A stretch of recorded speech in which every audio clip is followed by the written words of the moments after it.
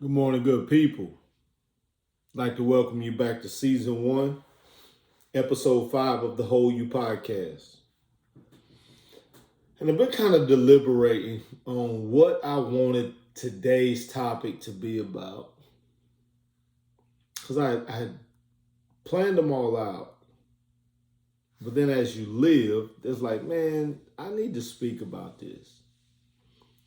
Um, so I was doing some YouTube study, which is what I call it. I was doing some YouTube study yesterday. And I came across this video talking about quiet quitting and acting your wage, which is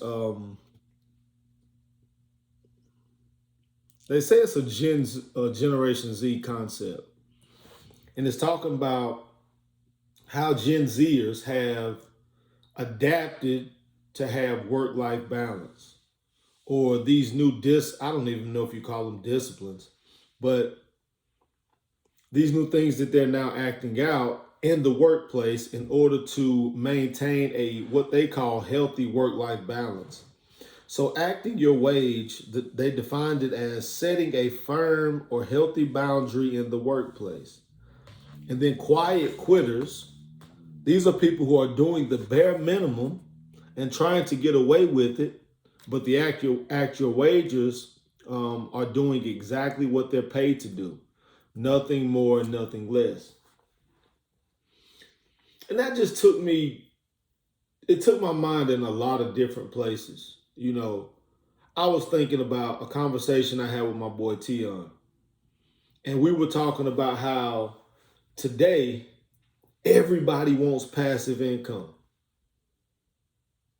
which is bizarre because in order to get to passive income, you have to work so hard on the front end or else it never comes to fruition. And this is a mistake that I made myself. Like, there is this appeal in our generation that anything can come to us easily. And anything that we have to work hard for is too high of a price. So hard work is a lost art in our generation. So I started to think about another conversation that I had. I got a millionaire friend now. I mean, he's a legitimate friend. All of my mentors have been quote unquote YouTube mentors, right? I have a legitimate millionaire friend now. And he said, George, I can tell you how to make $1,000,000. He said, if you want to make $1,000,000, this is what you can do. You go buy a weed eater. You knock on 10 doors. You say, hey, can I weed eat your grass for $20? He said, and you do the job so well that they let you come back again. And then you stay consistent. You take the money you get from the weed eater and you go buy you a lawnmower, a push. He said, you go knock on a few more doors and say, hey, can I cut your grass? And once you do that, you do it so well that they allow you to continue to do it. They become a repeat customer. He said, you take the money from that, you go buy you a trailer, you hitch it to your car or your truck, and you ride around and you knock on some more doors. You say, hey, do you mind if I cut and weed eat your grass? He said, and if you're lucky, it'll be approaching the fall season. And not only can you do that, but you can also pick up their leaves. He said, and you don't leave a single leaf in their yard. You don't leave a single leaf in their driveway. They're going to tell their neighbors, or the neighbors are going to come by and say, wow, George, your yard looks really good. Who did that for you? I said, well, there's a young man who started weed eating and then he started cutting and now he does all my yard work in and out of season. He said, from there, you take that money that you've now acquired with the new customers that you have and you get you a zero turn. Once you get your zero turn, you get the LLC. Once you get your LLC, you take that LLC to a bank or to some business in the community. You knock on the doors and you say, hey, this is the money that I'm making. This is the LLC that I have. Here's what some of my customers have said. This is what some of their reviews are. And these are what their yards look like. And they say to you, well, George, we already have somebody that cuts our grass. And I say, well, hey, listen, I'll do it better and I'll charge you less. I'm just looking for an opportunity. He said, if you do that institution's yard, the grass and the parking lot, you make it so clean and so immaculate that other businesses are going to want to come and say, who has done this? And not only that, what will happen, George, is they'll say, hey, we have other branches in other locations. We want you to take on those as well. He said, and from that point, you just keep washing and repeating. And then you hire somebody that's going to do as great of a job as you. And if you can't find anybody, you do that for 2 years. He said, if you will follow that formula, George, you'll make $1 million. He said, the problem with you and the problem with your generation is that y'all want everything to be quick. You want it to be easy. And I know that he's telling the truth because I have a prime example. During the pandemic, was watching and figuring out ways to make some passive income. I want to make some extra money. And what I found is that, if you get a box truck, you can make some bread doing that. So guess what George went out and did? With the help of my wife, George went out and got a box truck. And George had a plan. I was going to keep working my job. I was going to put this box truck on the road. I was going to put a driver in this box truck, and I was just going to get me some passive income. Well, you know what happened 3 weeks in? Well, not even 3 weeks. My first driver quit after the first week. My second driver, who I hired, ran under and hit a bridge and tore the entire box, split it in half. So this entire passive income idea has now flustered me and my wife to a point where hey, and the millionaire said to me, George, that's the problem. The reason you can't become successful is because you don't have focus and because you're not determined to make it work yourself. He said, if anybody in my business calls me with any problem, I know exactly what they need to do to fix the problem. He said, if this guy gets in your box truck and he's riding down the road and he has an issue, or he has a flat tire, or if he can't figure out how to find diesel exhaust fluid for the truck, or if something's happening with the engine, or if the route is misplaced, or if the dock that he's trying to get into, he can't find it, you can't tell him anything. But you expect him to respect you as a business owner.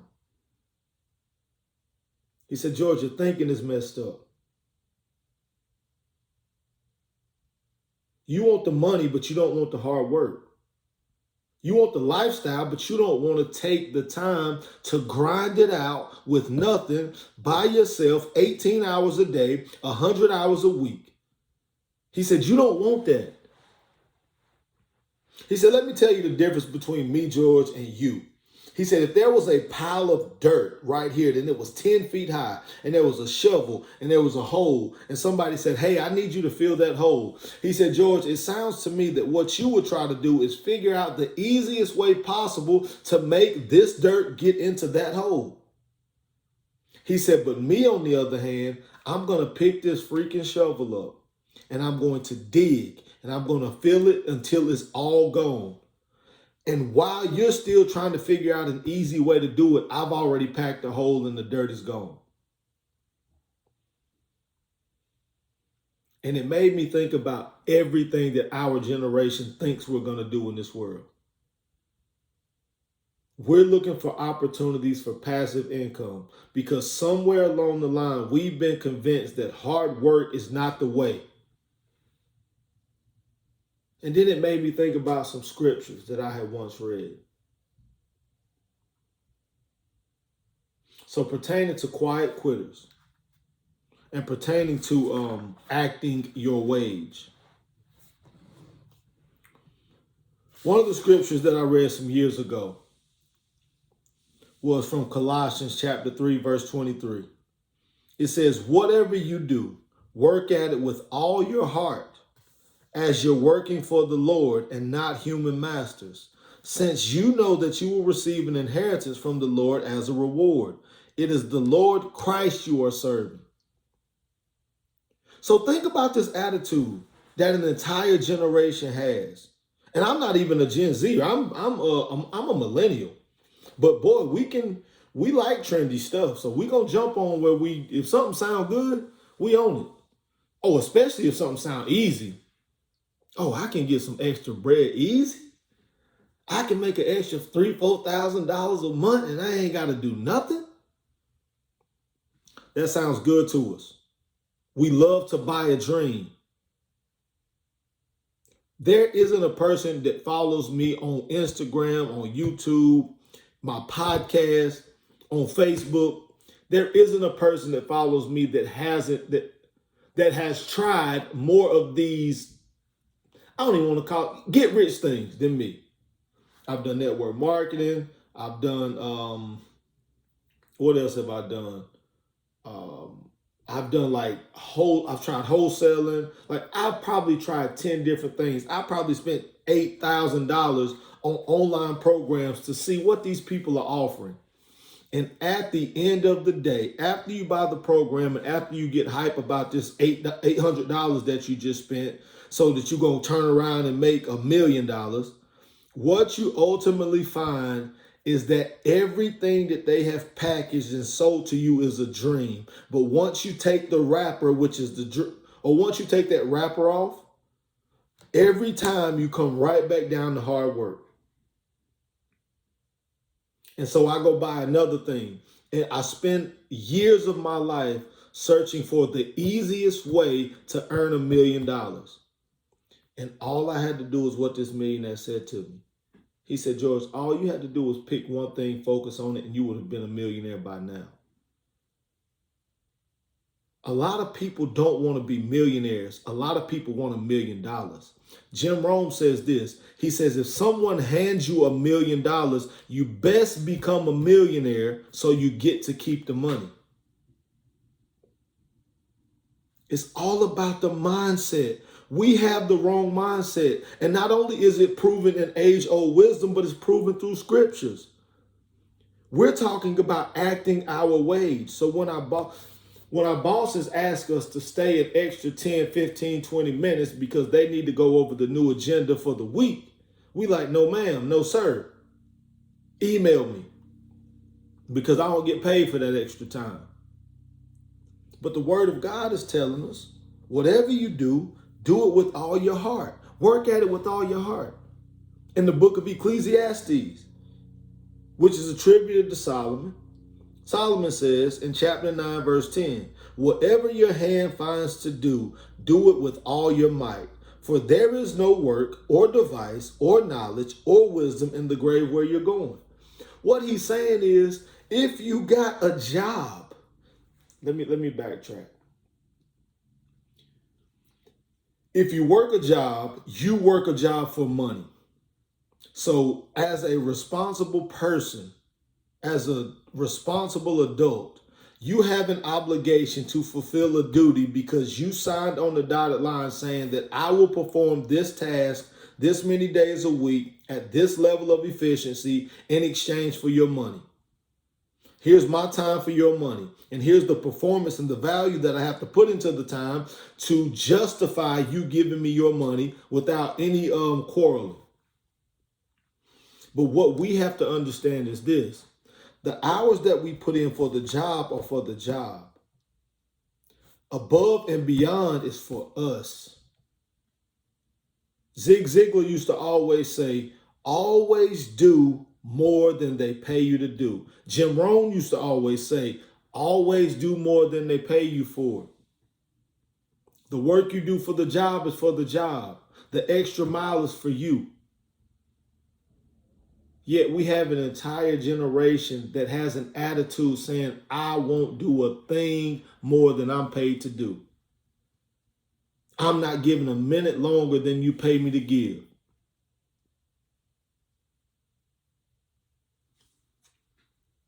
Another quote that Jim Rohn says that blessed my soul a long time ago. He said, the most frustrating thing has to be looking for an above average lifestyle when you're a below average person. We think that we can have things simply because we want them. Every principle, every doctrine, every bit of understanding for anybody who has done anything on a successful scale, they always tell you that you have to be willing to look crazy. And the way you work will look crazy to other people.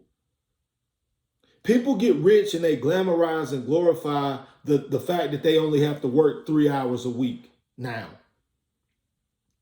But they don't talk about the 25 years that they put in where they were broke and their credit was trash and their marriage was on the rocks and they were confused at times and they doubted at times and they were praying to God, God, why me? Why is this the struggle? And God is saying, hey, you just work at this thing.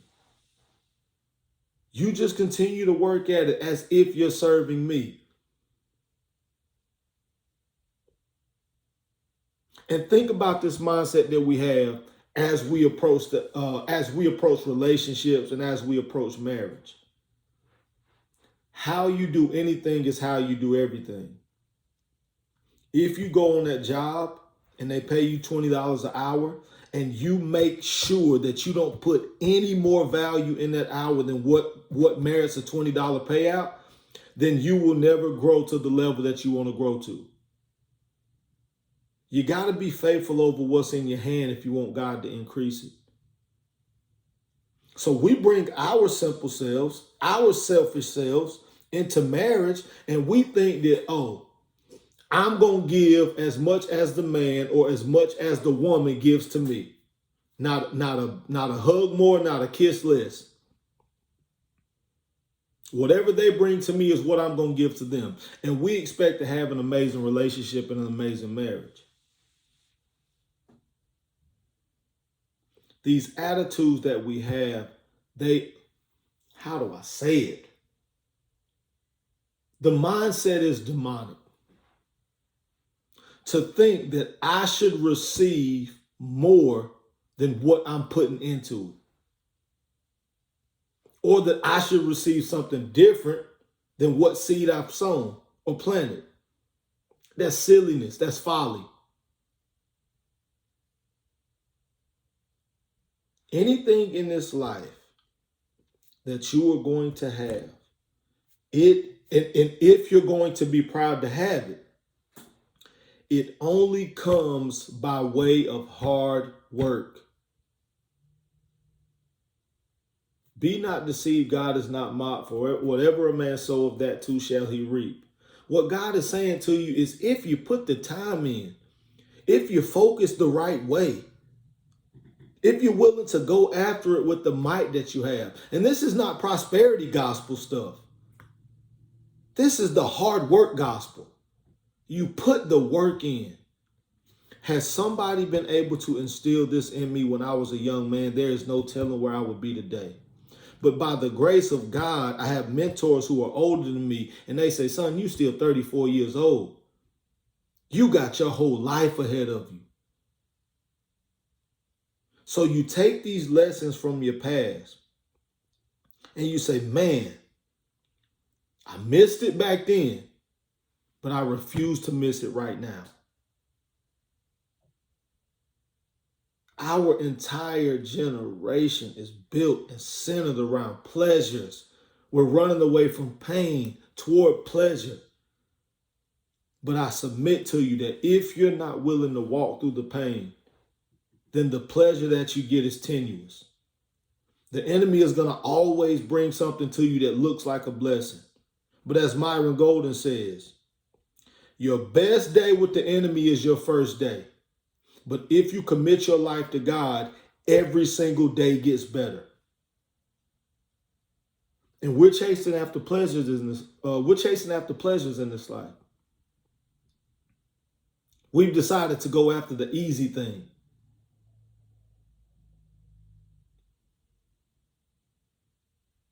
That's why women don't respect men anymore. That's why men don't want to marry women anymore. Men are looking for the easy route. Women have become easy. Woman, the best thing that you have is your sexual. The best thing that you have is your morality, your integrity, and the sexual value that you have from preserving yourself. When that becomes easy, everything about you is devalued. Man, everything about you that a woman is going to respect comes through the consistency of the hard work that you're willing to do. And because you won't do that, everything that a woman would feel secure in with you, she no longer feels. So you're devalued as a man. And if we don't begin to wake up, if we won't begin to wake up, especially in the black community, now this goes for everybody, but especially the black community, we will become serfs. We will be the absolute bottom of the socioeconomic class, not only in this country, but we will begin to rival poverty in some places in the world. And even though we live richer lives than any generation ever has, we have the poorest mindset that anybody's ever had. Simply because we want something for nothing. And it ain't no free lunch. So what's it going to take for us to wake up? George, let's do it like this. Let's make it personal, because I don't want to put my stuff on y'all. George, what is it going to take for you to wake up? Because psychology says after the age of 25, it takes an absolute tragedy for someone to change their ways. So essentially, after the age of 25, we become old dogs. You can't teach an old dog new tricks unless something traumatic happens to that old dog and he realizes that, hey, that could have killed me. I need to go a different way.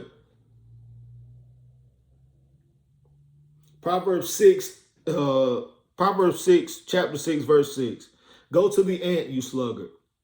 Consider its ways and be wise. It has no commander, no overseer or ruler, yet it stores its provisions in summer and gathers its food at harvest. How long will you lie there, you sluggard? When will you get up from your sleep? A little sleep, a little slumber, a little folding of the hands, and poverty will come on you like a thief, and scarcity like an armed man. I want y'all to think about what we're complaining about in our generation. The fact that we don't have enough money. The cost of living is too much. Inflation is too high. Gas prices are too high. Buying a home is too expensive. Wanting student loan forgiveness.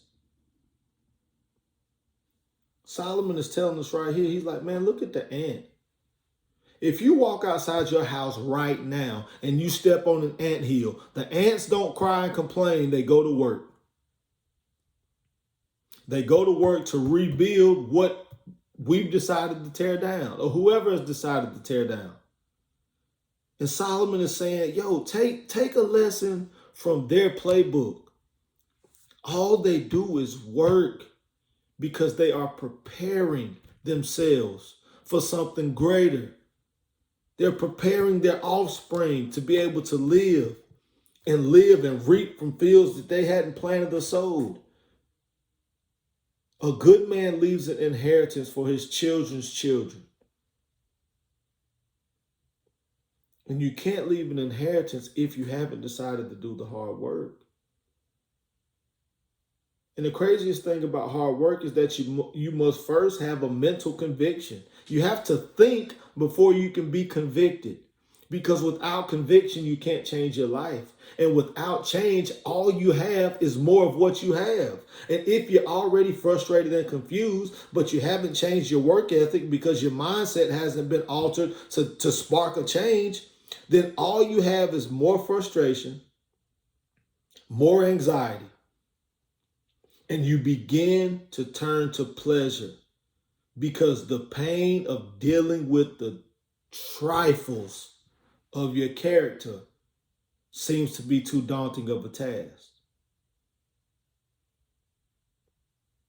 And I don't want you to think I'm stepping on your toes. I'm preaching to me this morning. My prayer is that we can begin to wake up, man. My prayer is that we'll quit looking for the easiest way. I remember in high school, me and my homeboy, we used to spend, in college as well, we would spend 5 hours figuring out a way to cheat on a test that we could have spent an hour and a half studying for to make 100. So we wasted 3 hours and 30 minutes to try to cheat. And then your conscience is so that when you cheat on an exam, you don't want to make 100 because you don't want to look suspicious.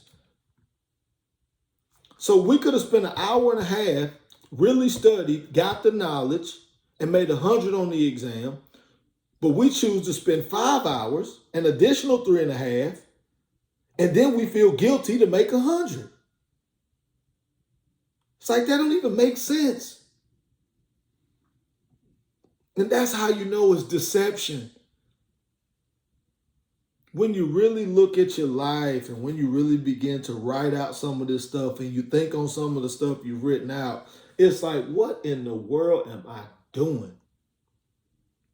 And how can I expect anything greater than what I have? Look at my work ethic.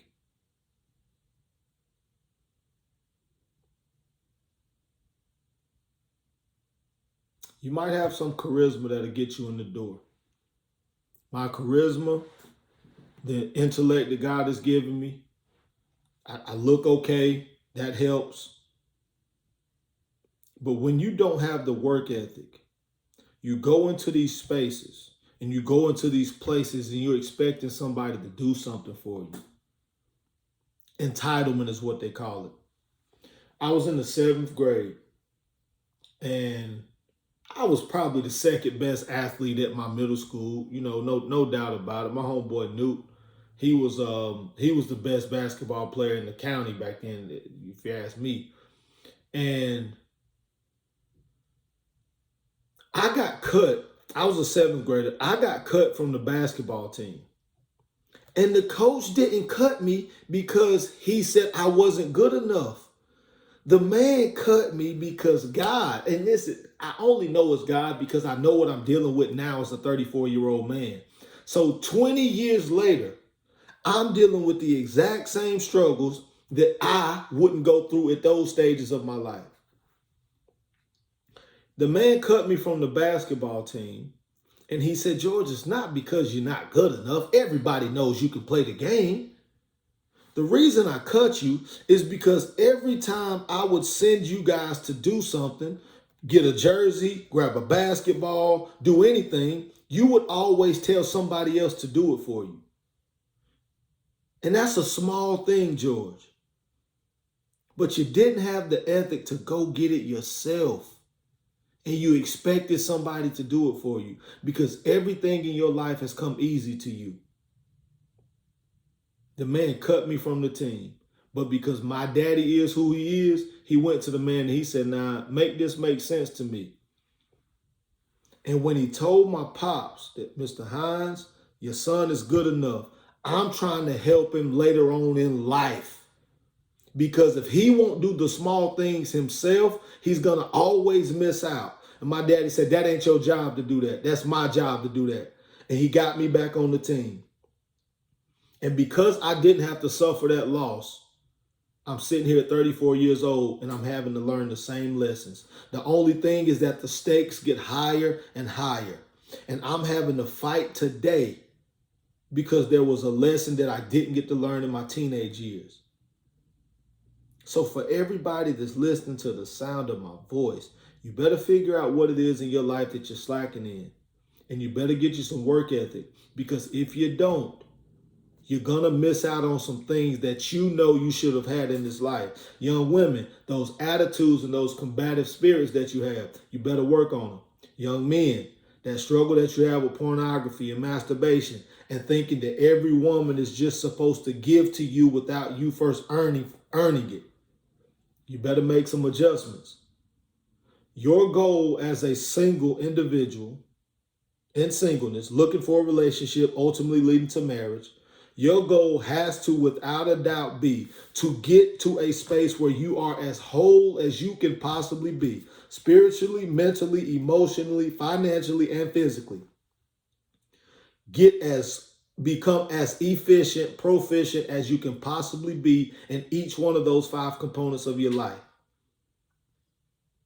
Pray to God for grace, seek real counseling, and I'll have this book. I've been working on this book, the questions that you should ask before you get married to know if they're a husband or a wife. Bring the best of yourself to the relationship. Lay it all out on the table. Have them do the same thing. Compare and contrast. See what you can handle, what you can't handle. Choose, make a decision on whether or not this is the person that you're willing to deal with, whether they change or not. Get married and fight through it. Anything great that you want to have in this life is going to take some sacrifice. Effort is the only thing that we can control. We can't control the people we run into. We can't control the opposite opportunities that they may bring with them. But we can control the effort. And if your mindset is to act your wage, or if you've decided to be a quiet quitter, things that have been propagated in this generation, then you have signed yourself up for a life of mediocrity and frustration when God has given you the ability to become great. Thank y'all for tuning in to the Whole You podcast. This is episode 5. We got 5 more left in season 1. I pray that y'all have a blessed day. I pray that you have a blessed week. And I'm looking forward to seeing the growth in your life.